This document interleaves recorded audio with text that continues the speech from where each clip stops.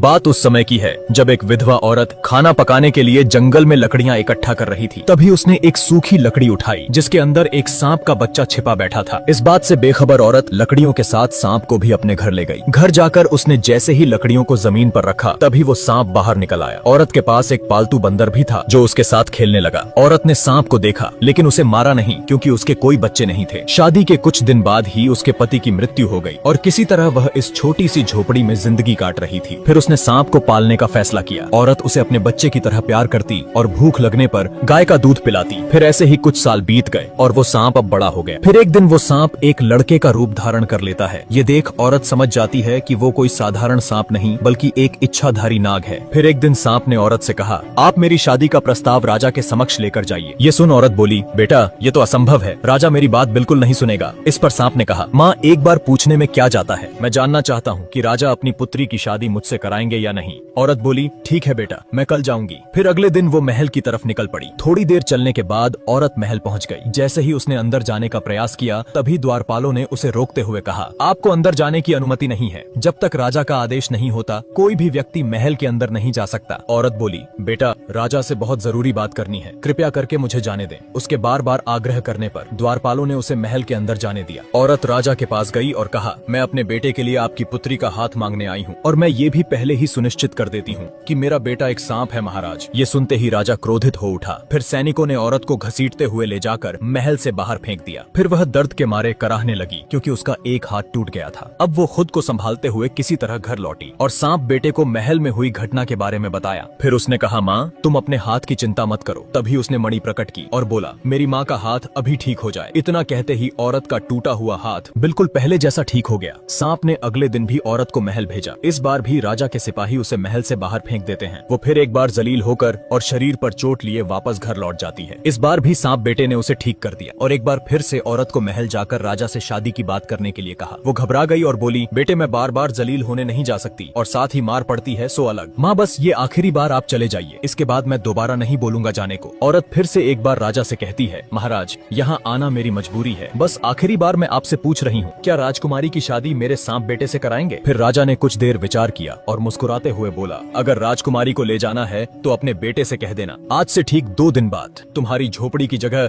वहाँ एक विशाल महल होना चाहिए जो हमारे महल से साफ नजर आए और उस महल के सामने 1000 हाथी और 400 घोड़े हमारे स्वागत के लिए खड़े होने चाहिए। राजा की बात सुन वो हैरान रह गई। इस बार सैनिकों ने उसे इज्जत से जाने दिया। इस बात की खुशी औरत के चेहरे पर साफ दिख रही थी। घर जाकर उसने बेटे से कहा, महल और हाथी घोड़े की बात कर रहा था राजा। माँ बस इतनी सी इच्छा है राजा की, ये तो बहुत आसान है, तुम चिंता मत करो, कल सुबह ही इंतजाम हो जाएगा। फिर आधी रात को सांप घर से बाहर निकला और मणि हाथ में लेकर बोला, मेरी ये छोटी सी झोपड़ी एक विशाल महल में बदल जाए और महल के सामने 1000 हाथी सहित 400 घोड़े मेरी सेवा में उपस्थित हो जाएं। इतना बोलते ही जगमगाता हुआ स्वर्ण से बना महल झोपड़ी की जगह खड़ा हो गया और 1000 हाथी सहित 400 घोड़े भी स्वागत के लिए तैयार थे। फिर अगली सुबह राजा को उसकी पत्नी जगाते हुए बोली, उठिए चलकर देखिए बाहर क्या हो रहा है। उसने बाहर जाकर देखा तो स्वर्ग जैसा महल उसके ठीक सामने नजर आ रहा था, जिसे देख राजा की आंखें फटी की फटी रह गईं और उसने अपनी पत्नी से कहा, असंभव, अविश्वसनीय, ये कैसे हो सकता है, रातों रात कोई महल कैसे बनकर तैयार हो गया, क्या ये मेरी आंखों का धोखा तो नहीं? पत्नी बोली, राजन ये कोई आंखों का धोखा नहीं, अपितु एक असली महल हमारे सामने नजर आ रहा है। फिर राजा जोर जोर से रोने लगा और अपनी पत्नी को उस घटना के बारे में बताया। यह सुन पत्नी भी रोने लगी क्योंकि वचन के मुताबिक अब उनकी इकलौती पुत्री को सांप से शादी करनी होगी। दूसरी तरफ सांप तैयार होकर राजकुमारी से शादी करने के लिए घर से निकल पड़ा और साथ ही हाथी घोड़े की बारात भी पीछे पीछे चल रही थी। राजकुमारी ने भी बिना चेहरा देखे उससे शादी कर ली। फिर राजा ने भारी मन से अपनी बेटी को विदा किया। फिर जैसे ही वो अपनी पत्नी को देखने के लिए कमरे में दाखिल होता है कि तभी उसका आधा शरीर सांप जैसा देख राजकुमारी घबरा गई और चिल्लाते हुए बाहर की तरफ भागी। फिर चारों तरफ एक दिव्य रोशनी का प्रकाश फैल गया और सांप रूप बदलकर अपने वास्तविक शरीर को धारण कर लेता है, जो कि एक बेहद ही सुंदर युवक लग रहा था। इस रूप में राजकुमारी सांप को देखकर हैरान रह गई। फिर उसने राजकुमारी से कहा,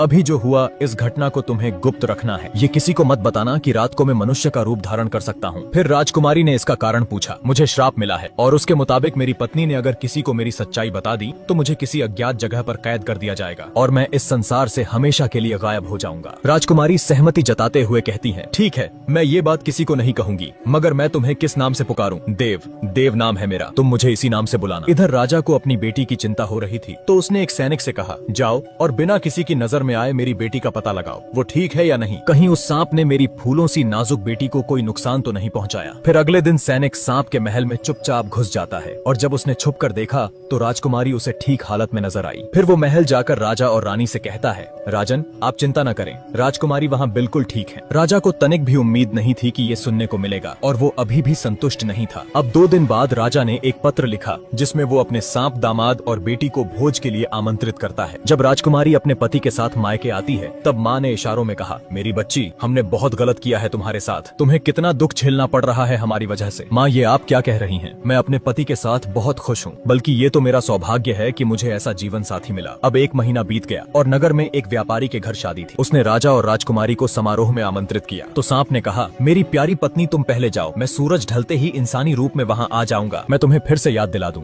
ये बात किसी से कहना नहीं कि मैं दिन में सांप और रात में एक मनुष्य का रूप ले सकता हूँ। इस बात का ध्यान रहे, नहीं तो तुम्हें पता है कि इसका अंजाम क्या होगा मेरे साथ। पति के कहे अनुसार राजकुमारी उस भव्य समारोह में अकेले ही चली जाती है। अब सूरज ढलते ही सांप ने अपना रूप बदला और वह भी निकल पड़ा। फिर जैसे ही वो समारोह में पहुंचता है उसके चेहरे का तेज देखकर लोगों की आंखें खुली की खुली रह गईं। सबके मन में बस एक ही विचार चल रहा था कि इतना सुंदर युवक आखिर कौन है। इधर राजकुमारी बैठी अपने पति को देख रही थी कि तभी उसकी माँ वहाँ आकर बोली, बेटी तुमने देखा ना कितना सुंदर युवक है। सबकी निगाहें बस उसी पर टिकी हैं। काश दामाद जी सांप ना होकर ऐसा ही कोई सुंदर युवक होते। माँ की बात उसे कांटे की तरह चुभी और क्रोधित होकर राजकुमारी बोली, माँ आप मेरे पति को ताना मारना बंद कीजिए और जिस सुंदर युवक को आप देख रही हैं वह कोई और नहीं बल्कि मेरे पति है और उनका नाम देव है। उसके इतना बोलते ही देव वहाँ से अदृश्य हो गया जैसे वह कभी था ही नहीं। ये देख राजकुमारी घबराकर अपने सांप पति को तलाशने लगती है मगर उसे वो कहीं नजर नहीं आता। पति के ना मिलने पर अब वो जोर जोर से रोने लगी। ये देख माँ ने कहा,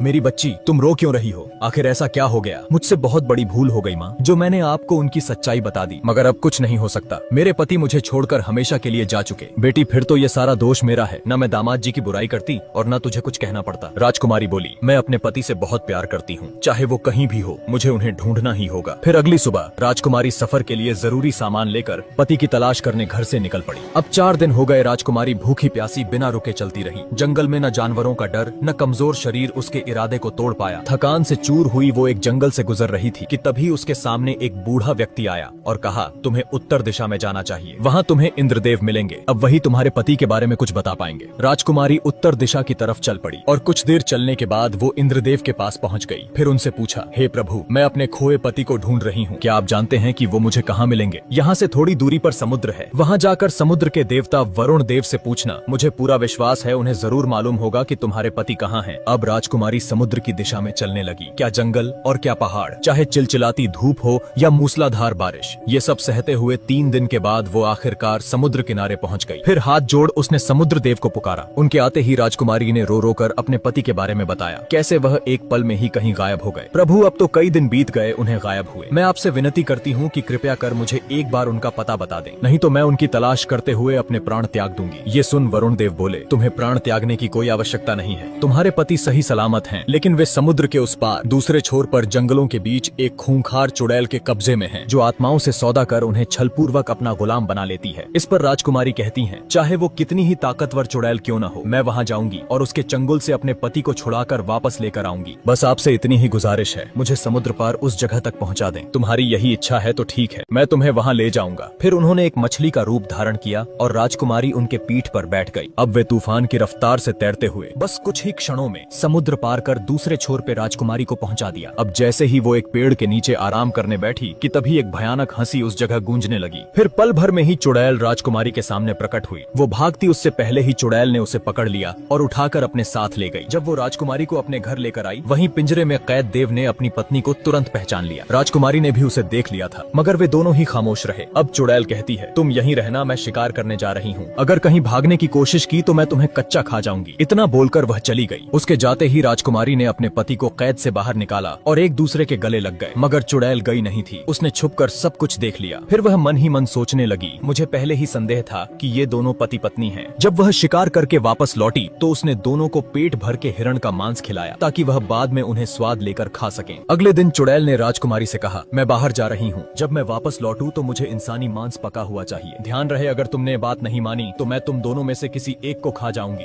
ये सुन बेचारी घबरा गई। अब वो सोच में पड़ गई कि इंसानी मांस कहाँ से लाया जाए। पत्नी को चिंता में देख देव ने पूछा, तुम इतनी परेशान क्यों हो? चुड़ैल ने मुझे इंसानी मांस पकाने का आदेश दिया है, अगर ऐसा नहीं किया तो वह हम दोनों में से किसी एक को खा जाएगी। देव ने कहा, तुम चिंता मत करो, मैं गोश्त का इंतजाम करता हूँ। अब वो जंगल गया और एक बारहसिंघे का शिकार कर उसे घर ले आया और उसे कई टुकड़ों में काटकर देव ने मांस में अपने खून की कुछ बूंदें मिलाकर उसे अच्छे से पका दिया। शाम को चुड़ैल जब घर आई तो उसने कहा, क्या तुमने मेरे खाने का बंदोबस्त किया? राजकुमारी बोली, हाँ, जैसा तुमने कहा था मैंने अपना काम पूरा किया। जब उसने मांस चखा तो सोचने लगी, ये कमजोर सी दिखने वाली लड़की आखिर इंसानी मांस कहाँ से लेकर आई? मुझे लगता है इसके पति ने ही कुछ किया होगा। अगले दिन चुड़ैल ने फिर से कहा, मैं जा रही हूँ और जब मैं वापस लौटूं तो एक बर्तन इंसानी खून से भरा हुआ चाहिए। अब उसने अपनी एक उंगली काटी, ये सोचकर कि वो अपने खून से बर्तन को भर देगी। जब उसका पति वहाँ आया तो पत्नी का हाथ खून में सना हुआ देख वो बोला, तुम्हारे हाथ में चोट कैसे लगी? देखो कितना खून बह रहा है। तब राजकुमारी ने रोते हुए कहा, चुड़ैल ने खून से भरा एक बर्तन मांगा है और चेतावनी दी है कि अगर मैंने ऐसा नहीं किया तो अंजाम अच्छा नहीं होगा। तुम कितनी नादान हो जो अपने खून से बर्तन भरने चली। अगर तुमने अपने शरीर का एक एक बूंद खून भी निकाल लिया तब भी ये बर्तन नहीं भरेगा। तुम जाओ अपने हाथ का खून रोको और ये काम मुझ पर छोड़ दो। फिर वो जंगल गया और एक जंगली सुअर का शिकार कर उसे घर ले आया और सुअर के टुकड़े कर उसके खून से बर्तन को पूरा भर दिया। चुड़ैल जब वापस घर लौटी तो उसने कहा, क्या तुमने वो काम किया जो मैंने कहा था? राजकुमारी बोली, हाँ, बर्तन भरा हुआ रखा है। जब चुड़ैल ने खून चखा तो उसे बिल्कुल भी शक नहीं हुआ कि वो किसी जानवर का खून है। उसने सोचा, लड़की इतना खून कहाँ से ले आई? जरूर ये काम भी उसके पति का ही होगा। मैं उसे अब छोड़ूंगी नहीं। अब चुड़ैल को एक बहाना चाहिए था वीर को खाने का। फिर वह राजकुमारी से बोली, मैं बाहर जा रही हूँ, जो आदमी वहाँ कैद है मेरे वापस लौटने से पहले तुम उसे मार देना। अब ये बात उसने अपने पति वीर को बताई। वीर ने कहा, तुम घबराओ मत, आज इस चुड़ैल को मैं खत्म कर दूंगा। अब वो अपना रूप बदलकर एक बूढ़ा इंसान बन गया और एक कुल्हाड़ी लेकर जंगल में लकड़ी काटने निकल पड़ा। इधर चुड़ैल जंगल में शिकार तलाश रही थी। तभी उसने महसूस किया कि कोई इंसान आसपास ही है और उसकी गंध का पीछा करते हुए वह बूढ़े वीर तक आ पहुंची और उसके पास जाकर बोली,